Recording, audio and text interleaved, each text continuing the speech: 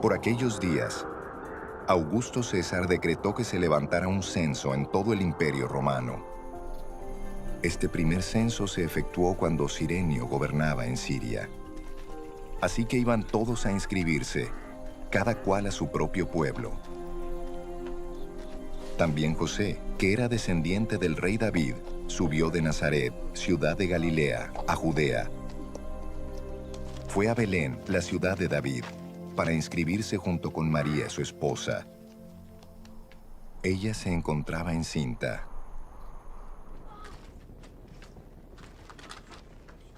Y mientras estaban allí, se le cumplió el tiempo.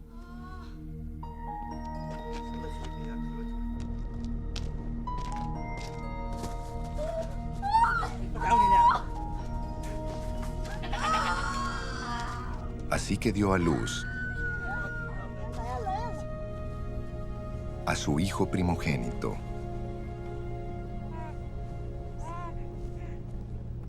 Lo envolvió en pañales y lo acostó en un pesebre, porque no había lugar para ellos en la posada.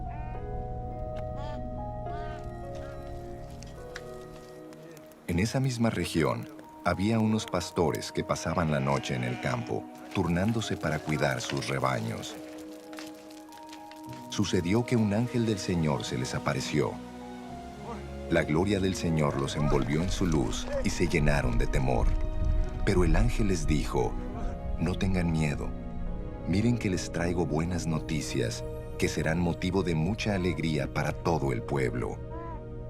Hoy les ha nacido en la ciudad de David un Salvador, que es Cristo el Señor. Esto les servirá de señal. Encontrarán a un niño envuelto en pañales y acostado en un pesebre. De repente apareció una multitud de ángeles del cielo que alababan a Dios y decían: Gloria a Dios en las alturas, y en la tierra paz a los que gozan de su buena voluntad.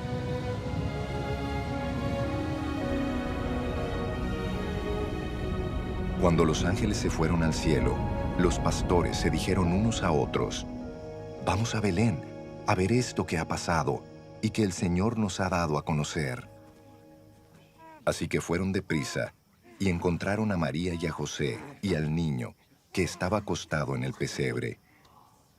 Cuando vieron al niño, contaron lo que les habían dicho acerca de él. Y cuantos lo oyeron se asombraron de lo que los pastores decían. María, por su parte, guardaba todas estas cosas en su corazón y meditaba acerca de ellas. Los pastores regresaron glorificando y alabando a Dios por lo que habían visto y oído, pues todo sucedió tal como se les había dicho. Cuando se cumplieron los 8 días y fueron a circuncidarlo, lo llamaron Jesús, nombre que el ángel le había puesto antes de que fuera concebido.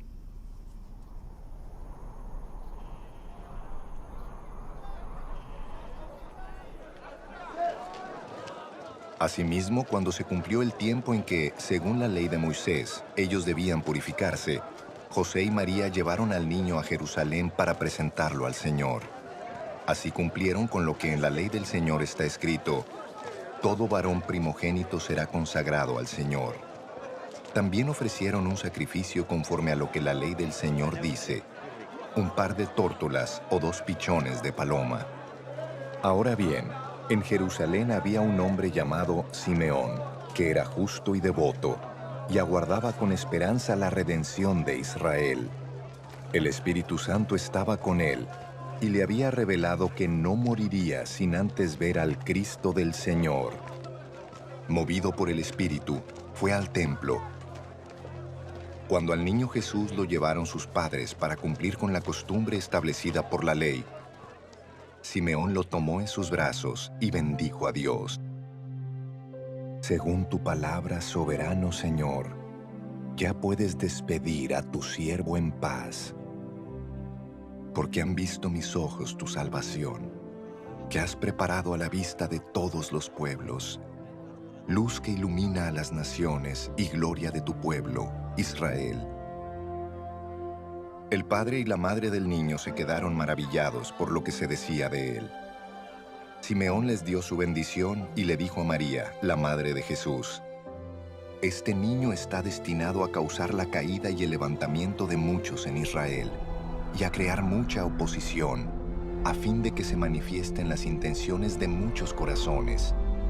En cuanto a ti, una espada te atravesará el alma. Había también una profetisa, Ana, hija de Penuel, de la tribu de Aser. Era muy anciana, casada de joven, había vivido con su esposo 7 años, y luego permaneció viuda hasta la edad de 84. Nunca salía del templo, sino que día y noche adoraba a Dios con ayunos y oraciones. Llegando en ese mismo momento, Ana dio gracias a Dios y comenzó a hablar del niño a todos los que esperaban la redención de Jerusalén. Después de haber cumplido con todo lo que exigía la ley del Señor, José y María regresaron a Galilea, a su propio pueblo de Nazaret. El niño crecía y se fortalecía, progresaba en sabiduría y la gracia de Dios lo acompañaba.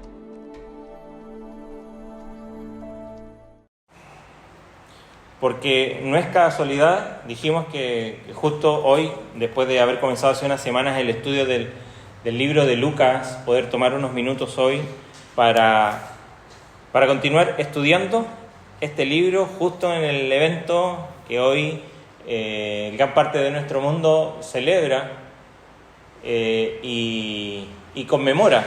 Más allá de la forma en que lo haga, nosotros sabemos de quién trata y de quién está hablando este relato. Y muchas veces tenemos dudas también en la manera en cómo hacerlo.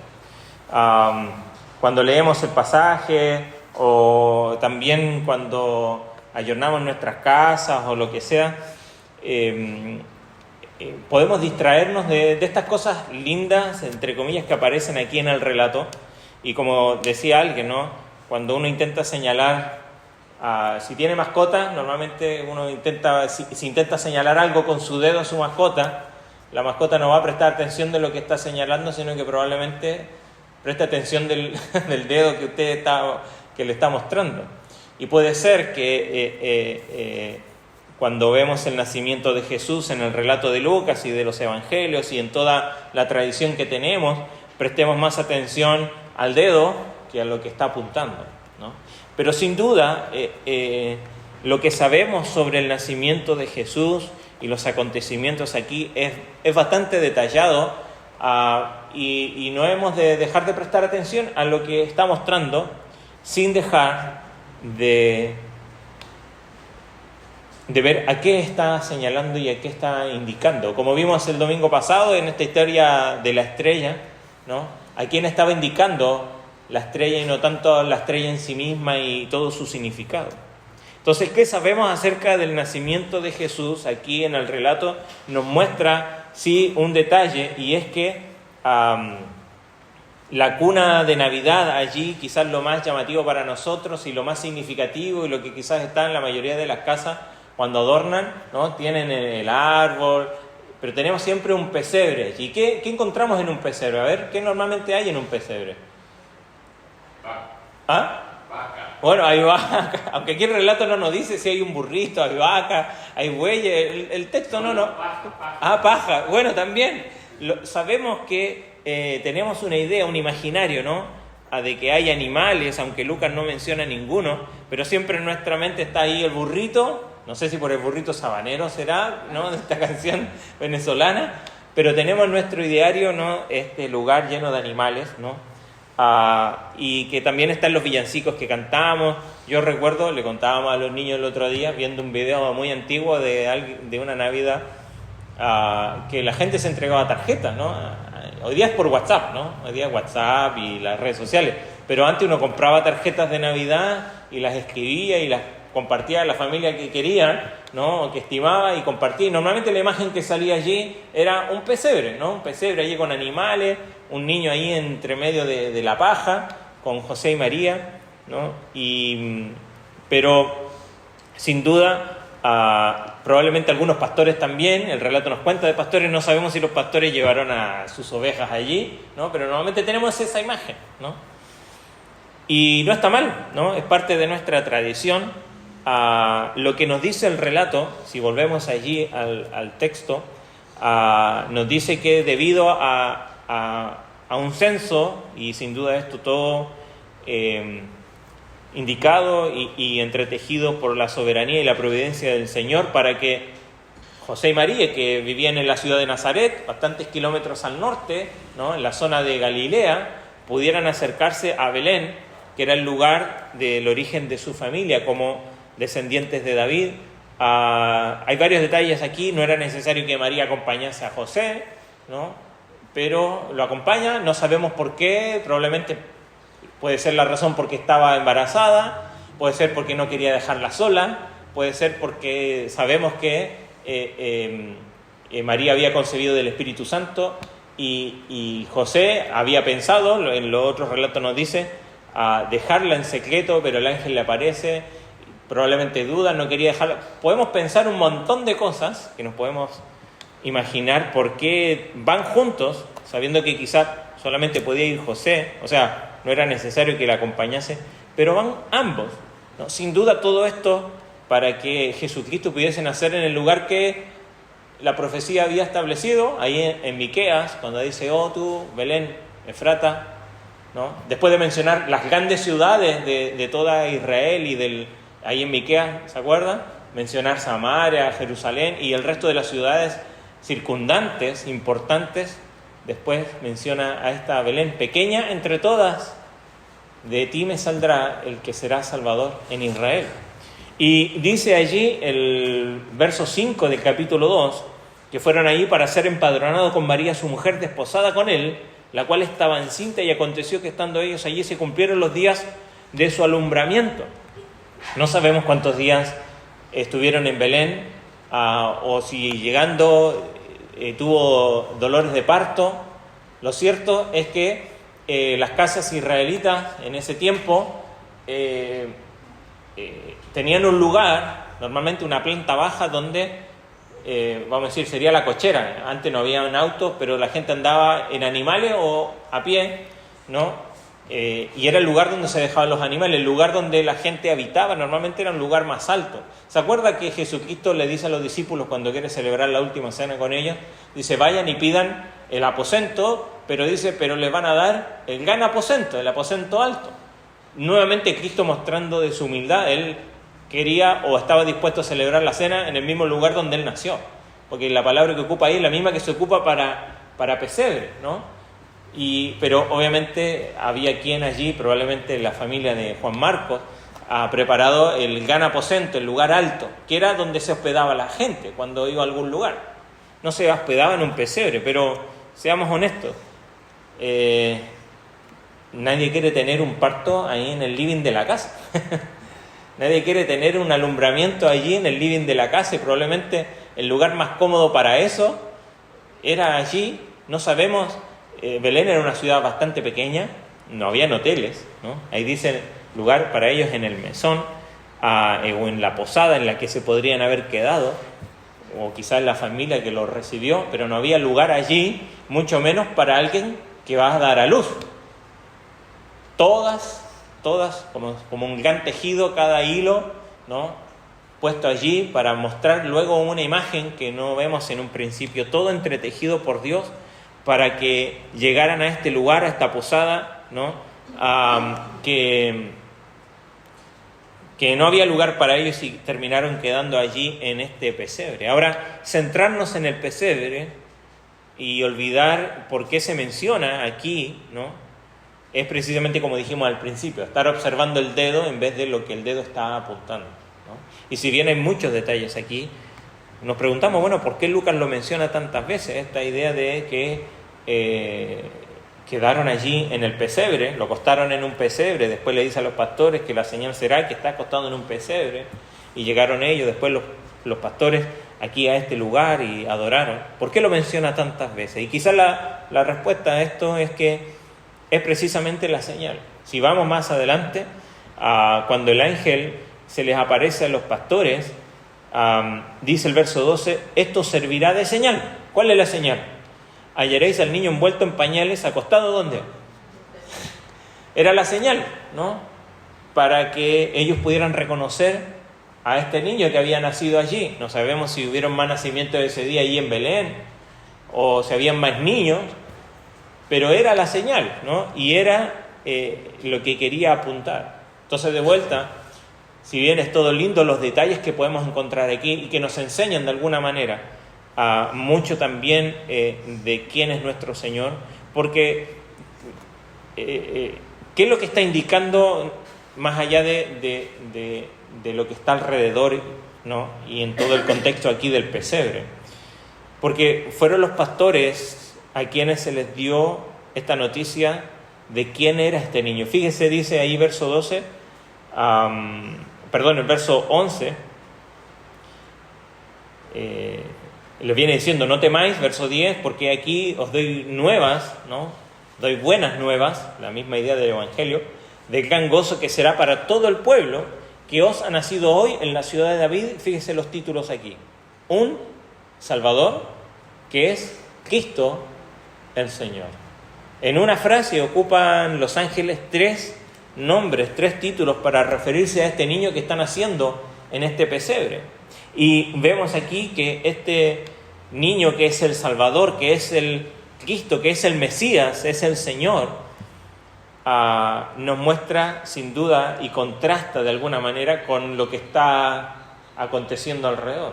Porque si nosotros pensamos que van a ser un Salvador, un Libertador, un Rey, un Señor, el ungido, el esperado del pueblo de Israel, bueno, pensaríamos que habría de nacer en un mejor lugar que en un pesebre. Pero sin duda, hasta ese momento, los que sabían de esta noticia, ¿quiénes eran? ¿A quién se había revelado que este niño que había de nacer iba a ser el Mesías, el Salvador? Hasta este momento, los que sabían esta noticia eran José y María y Zacarías, ¿no? Que el relato ya nos había dicho que él también adoró al Señor reconociendo que había venido la salvación, el ungido de Dios. Entonces ellos, sin duda, al escuchar ahora de los pastores, ¿no? Que no los conocían, esta confirmación de quién era, sin duda este secreto que ellos tenían ahora se estaba dando a conocer. Y tenemos que ver aquí, ya vimos que Zacarías en el capítulo anterior estaban aguardando a un Salvador, estaban esperando al Mesías que había de venir a rescatar a Israel. Y como la mayoría de la gente, ¿no? Y quizás nosotros aún, quizás hoy, muchos lo que esperan de un Salvador es que les ayude con sus problemas. El gran problema que tenía el pueblo de Israel en su momento era que estaban bajo el Imperio Romano, era que estaban bajo esclavitud, aunque les era permitido bastantes cosas. Estaban en una situación donde ellos esperaban que Israel volviese a ser y a tener la gloria de antes.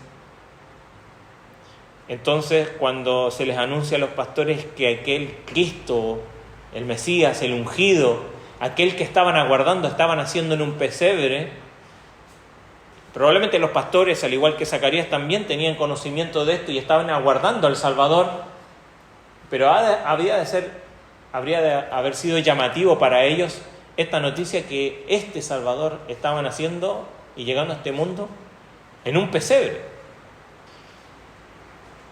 Pero no debemos olvidar cómo comienza Lucas el relato. Ahora sí vamos al verso 1 del capítulo 2.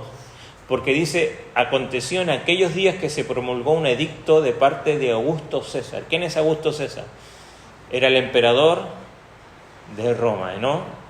Y no es casualidad que Lucas lo menciona aquí, porque Lucas comienza esta historia hablando del emperador que estaba lejos en Roma, en el apogeo de su poder, ¿no?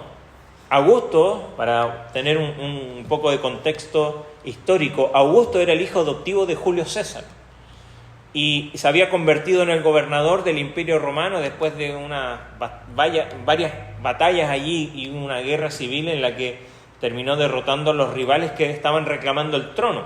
El último en ser destruido fue Marco Antonio, quien terminó matándose poco después de esta derrota allí a las afueras de Roma, en el año cerca del año 31 antes de Cristo. Y Augusto transformó a esta gran república romana con este gran senado ahora en un imperio.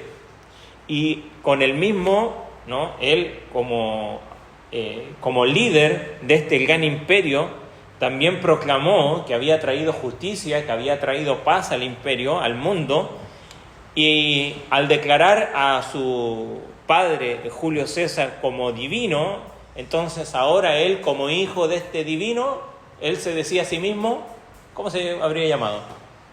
Augusto César decía que él era el hijo de Dios, el hijo de Dios que había traído paz, ¿no?, y que traía ahora justicia al mundo conocido. La historia nos cuenta que los poetas escribieron canciones, que esta nueva era había comenzado, y los historiadores nos cuentan cómo fue el ascenso de Roma a la grandeza, alcanzando su clímax precisamente con Augusto César. La gente decía de Augusto que él era el salvador del mundo, que él era su rey, que él era su señor. Y no eran pocas las personas del lugar más oriental, allí cerca del lugar donde Cristo había nacido, que también estaban reconociendo a Augusto César como el Señor, como el Rey, porque a pesar de que estaban bajo el Imperio Romano, tenían cierta libertad. Había puesto a algunos reyes locales como Herodes, que lo vamos a ver más adelante, pero este Augusto César se autoproclamaba el Hijo de Dios. Y qué contraste, ¿no? Porque el verdadero Hijo de Dios, el verdadero Rey, el verdadero Señor, el verdadero Salvador que había de traer paz a este mundo, estaban haciendo lejos de este gran imperio, no en cuna de oro, no en grandes palacios, sino que en un pesebre. Y nació este niño que 30 años más tarde algunos le empezaron a llamar precisamente y a reconocerle como el Hijo de Dios, como el Hijo de David, como el Salvador, como el Señor, y aquel que había de traer verdadera justicia y paz a este mundo. Sin duda, este contraste que nos muestra Lucas, ¿no?, de cómo Augusto César allí en Roma está haciendo sus planes, sin duda, dirigiendo todo esto el Señor para que se cumpliesen también los planes de Dios de traer al verdadero Salvador, al verdadero Señor, al verdadero Rey de este mundo, a nacer aquí en un pesebre. Entonces, este nacimiento de este pequeño niño allí, sin duda, es quizás la confrontación de estos dos mundos, y sigue siendo la confrontación de estos dos mundos en nuestros días. Porque Cristo vino a nacer y a confrontar el reino de Dios en su aparente debilidad o insignificancia y vulnerabilidad allí en un pesebre con los reinos de este mundo. Y sigue siendo la lucha. Cristo, el Rey y Señor, luchando contra los reinos de este mundo. Pero la historia nos cuenta que nosotros celebramos hoy el nacimiento, pero sabemos que este Rey vino a nacer para morir años después en una cruz allí y derrotar precisamente a todo reino que intenta levantarse contra Dios, ¿no? Venciendo de una manera, por decirlo, contradictoria, no con batallas, no con espadas, pero sí, y lo va a declarar más adelante Simeón, ¿no?, que el verdadero Salvador venía a vencer en debilidad, muriendo, entregándose, ofreciéndose a sí mismo para poder ofrecerte esa verdadera libertad que el mundo busca, pero la busca en los lugares equivocados. Como dijimos al principio, podemos distraernos señalando algo y quedándonos a observar el dedo que apunta. Pero miremos lo que está señalando. Está señalando la verdad de que este niño que está naciendo aquí, más allá de todo lo hermoso y lo tierno que pareciera ser, es alguien que viene a vencer al reino de este mundo. Porque solamente Él es el que puede y tiene el poder para vencer a este mundo. La historia de Lucas, tanto en el Evangelio como en el libro de los Hechos, ¿se acuerda cómo comienza el libro de los Hechos? Si lo vemos brevemente, a mí me encanta cómo comienza Lucas, el libro de los Hechos, porque aquí el Evangelio de Lucas dice, pone por orden, intentando hacer un relato de las cosas que se han cumplido entre nosotros, y después en Hechos, Lucas dice, en el primer tratado hablé acerca de todas las cosas que Jesús comenzó a hacer y a enseñar, las cosas que comenzó a hacer, y en Hechos es lo que continúa haciendo Cristo, ¿no? El verdadero poder de este Rey, ¿no?, se manifiesta en la vida de hombres y mujeres transformados por medio de la fe que depositan en este niño que nació en un pesebre. Y por todo lo lindo que pueda parecer el pesebre, no nos olvidemos de ver qué es lo que está señalando el pesebre, qué es lo que está mostrando más allá de todo lo alrededor, que allí está naciendo el verdadero Salvador. Como dice ahí a los ángeles, el Salvador que es Cristo el Señor. Y ese es lo que no debemos olvidar, que el que nació es el Salvador, que es nuestro Señor. Y debemos reconocerlo de esa manera. Alabamos a este niño que nació, cantamos villancicos, nos parece hermoso esta historia, pero no nos olvidemos que el que nació allí es el que vino a rescatar aquello que se había perdido, a ti y a mí. Por eso es por medio de la fe en Cristo, en este Cristo que nació como un ser humano, que nació de una mujer virgen, que fue concebido del Espíritu Santo, que nació de todas las maneras que como nos relata la historia bíblica, pero que vino para conquistar. No como Augusto César, ¿no?, destruyendo a los que están a su alrededor para tomarse del gobierno y del imperio, sino que naciendo de una manera completamente vulnerable, humilde, sencilla, pero que nos muestra que ese resplandor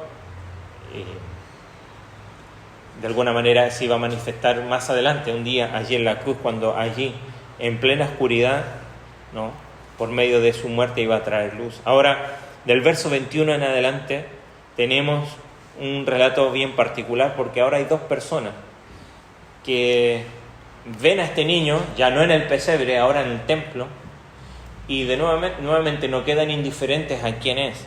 Y la imagen de este Jesús como el verdadero gobernante del mundo, el Señor, el Mesías, el Salvador, el verdadero Rey, no César, el verdadero Rey. Quizás nosotros, ¿no?, si quisiéramos pintar un cuadro, ¿no?, de este verdadero Rey, lo pintaríamos, ¿no?, quizás con lindos colores y arriba de un caballo, como tenemos ahí a nuestro prócer Artigas aquí en la plaza. Pero es interesante cómo Lucas comienza a dibujar esta historia, porque el verdadero Salvador, ¿no?, el verdadero Señor, el verdadero gobernador de este mundo, es muy diferente a lo que contrasta con quién era el emperador de Roma en ese entonces.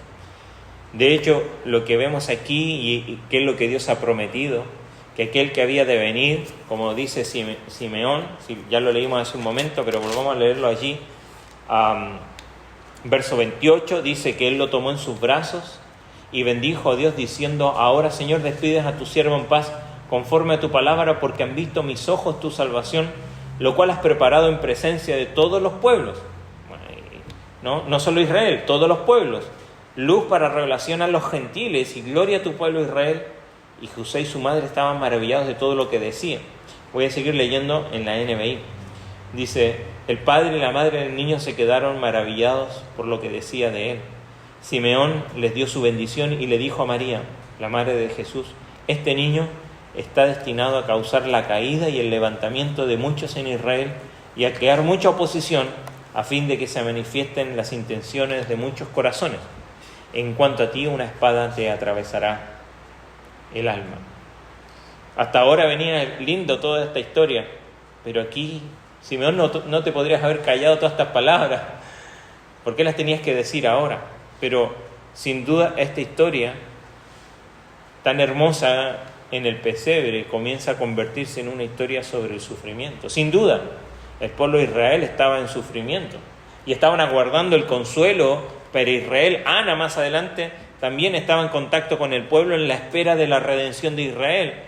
Y estas personas estaban esperando con paciencia que ese sufrimiento fuera transformado en consuelo y en vida ahora. Pero parece que el Redentor designado por Dios se iba a ocupar de ese sufrimiento, participando de ese sufrimiento, participando de él. Simeón dice cosas ahora oscuras sobre esta oposición, sobre una espada que va a atravesar el corazón de María. Y esto es lo que Lucas quiere que nosotros pongamos atención. Porque sucede que el reino de Dios se enfrenta al reino de este mundo y Lucas nos invita a observar a lo largo de esta historia cómo se van cumpliendo las profecías que están declaradas antes. Si recordamos algunas de ellas, por lo menos la que está en Isaías capítulo 53, que los israelitas hasta el día de hoy, que siguen rechazando al verdadero Mesías, dicen que esa profecía está hablando de ellos, cuando Isaías dice que aquel que había de venir iba a sufrir, que dice que fue desechado, despreciado, varón de dolores, experimentado en quebranto, como que encubrimos de él el rostro, lo despreciamos y no lo estimamos, más él, dice, llevó sobre nosotros nuestras transgresiones, molido fue por nuestros pecados, y por su llaga, dice, fuimos nosotros curados. Esto era contradictorio. A ver, el Salvador no venía a rescatar, ¿por qué tiene que sufrir? Por eso es que lo siguen interpretando en el día de hoy los israelitas como que son ellos el pueblo que ha sufrido tanta persecución a lo largo de la historia. Pero aquí Simeón tenía una buena interpretación, había hecho una buena interpretación de las profecías del Antiguo Testamento, diciendo que sí, que había de nacer, también había de sufrir. Y ese sufrimiento era precisamente para poder otorgar, ¿no? Era el verdadero camino de paz, el verdadero camino de salvación, el verdadero camino de restauración para el pueblo, no solo de Israel, como dice ahí Simeón, dice, la cual has preparado en presencia de todos los pueblos, luz para revelación a los gentiles y la gloria de Israel. Lucas nos está pintando un cuadro con tonos oscuros del sufrimiento, dice un comentarista aquí, pero también está mostrando que el reino que trae este bebé no es solo para Israel, sino que para el mundo entero. Y sin duda, esto es lo que a nosotros nos hace parte, pues esta verdad del nacimiento de este Salvador prometido de Israel. Nosotros podemos tener parte también allí en todas las promesas que se hacen y en las bendiciones de este pacto, por medio de la fe en Jesucristo. Todas las naciones, no solo los judíos, podrán ver lo que Dios está revelando, este plan de salvación para todos, sin distinción, solo por medio de la fe. Esa es la verdadera gloria de la nación de Israel, el haber sido el portador de la promesa, la nación de la cual viene el verdadero gobernante de este mundo, que ha de ser luz a las naciones. Y sin duda, esta no es la revelación que el mundo está esperando, aún incluso los israelitas. No es el tipo de gloria que Israel quería, pero sin embargo es la verdadera revelación y la verdadera gloria que había de traer un Salvador que venía a sufrir. ¿Y por qué? Bueno, porque a quien tenía que redimir estaban sujetos, como dice Hebreos, si va conmigo, capítulo 2 de Hebreos. Por eso era necesario que naciera en un pesebre como hombre, como ser humano.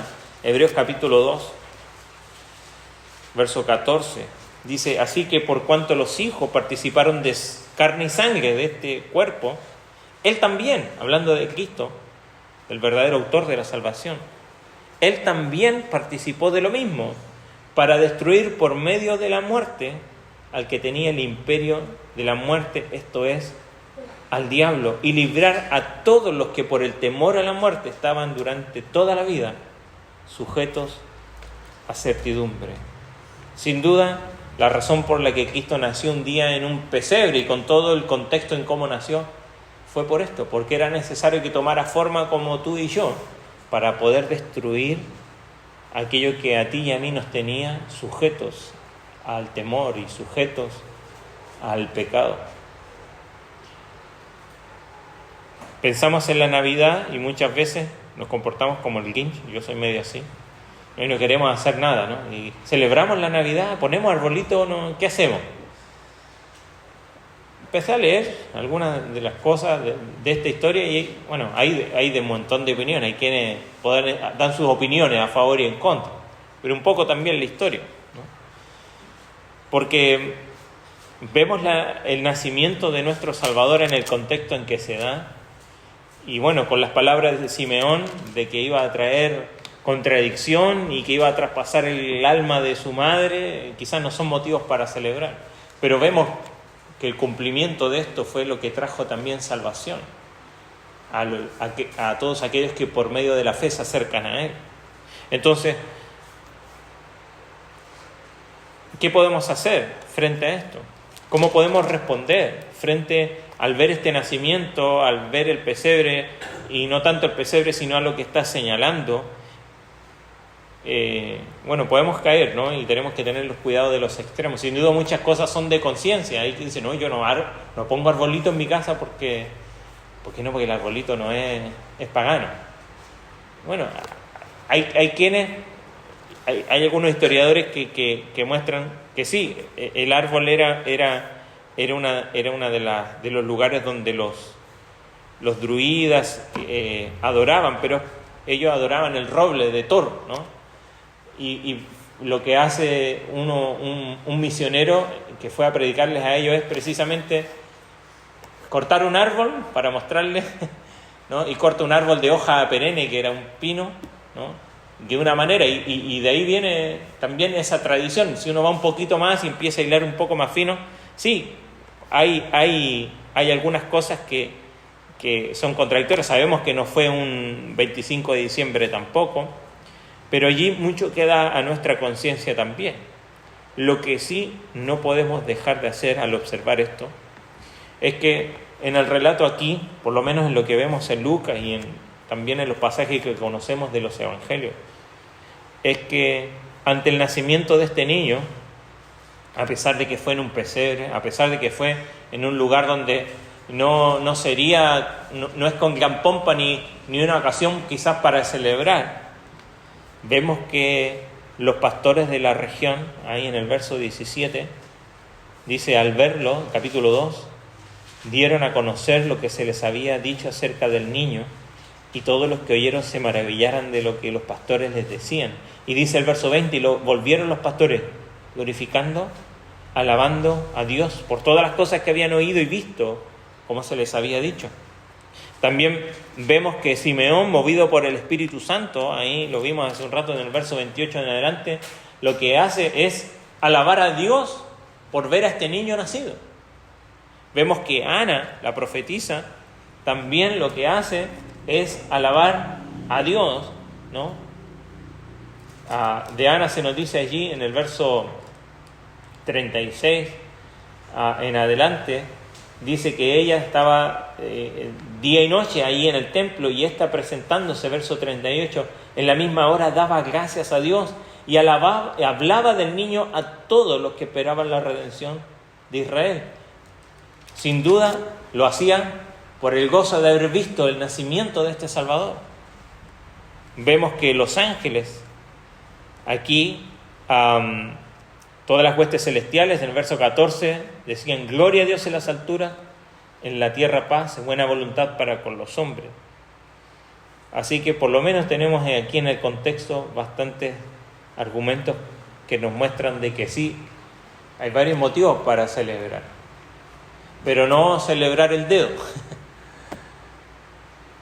sino que celebrar a lo que nos está apuntando, a este Salvador, como dice allí, a este Salvador que es Cristo el Señor. La pregunta es, ¿cómo respondemos nosotros? ¿Cuál ha sido nuestras respuestas a este Salvador?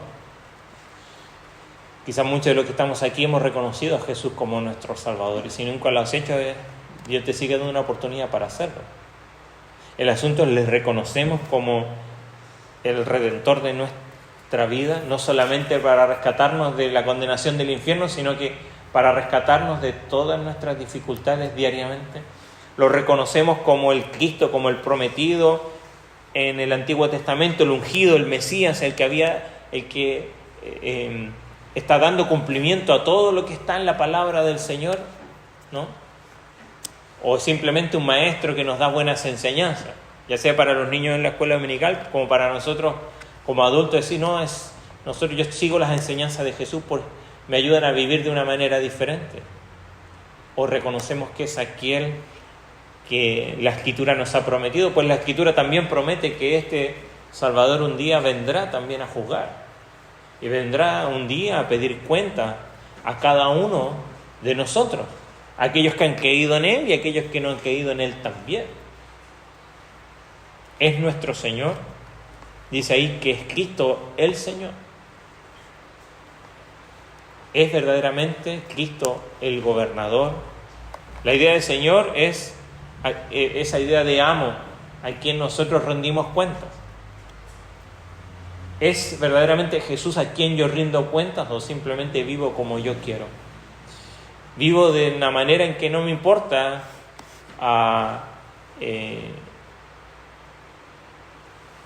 los resultados de mis decisiones, total, son mis decisiones. Pero este niño que nació ahí, de esta manera, es el Señor de todo. ¿Lo quiere usted reconocer o no? ¿Vivimos conscientes de que Jesús es nuestro Señor? ¿De que este niño que nació allí es nuestro Señor? Y que vino a rescatarnos, y que vino a romper con esa oscuridad en la que estábamos sumidos debido a nuestro pecado. ¿Cómo podemos responder a eso? Bueno, los ángeles nos enseñan cómo. Los pastores nos enseñan cómo. Simeón nos enseña cómo. Ana nos enseña cómo. Y es alabando, adorando, glorificando, celebrando a Jesús. Así que si se ha preguntado, y yo que soy medio reacio a la fiesta, bueno, el Señor trata con mi corazón también, y hay motivo para celebrar. Si quieres celebrar, hay motivo, pero que sea Cristo. Más allá de lo que hacemos, y si nos damos regalos y juntamos a comer, celebremos a Cristo. Lo que más de Ana no se nos dice mucho, Simeón vemos sus palabras, pero de Ana dice que ella comenzó a contarles a todos acerca de este niño. Dice allí que ella hablaba del niño a todos los que esperaban esta redención en Jerusalén.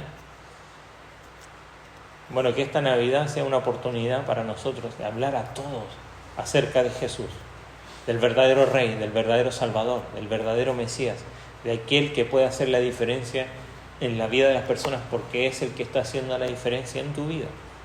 Si eres un hijo o una hija de Dios, es Él el que está haciendo la diferencia en tu vida.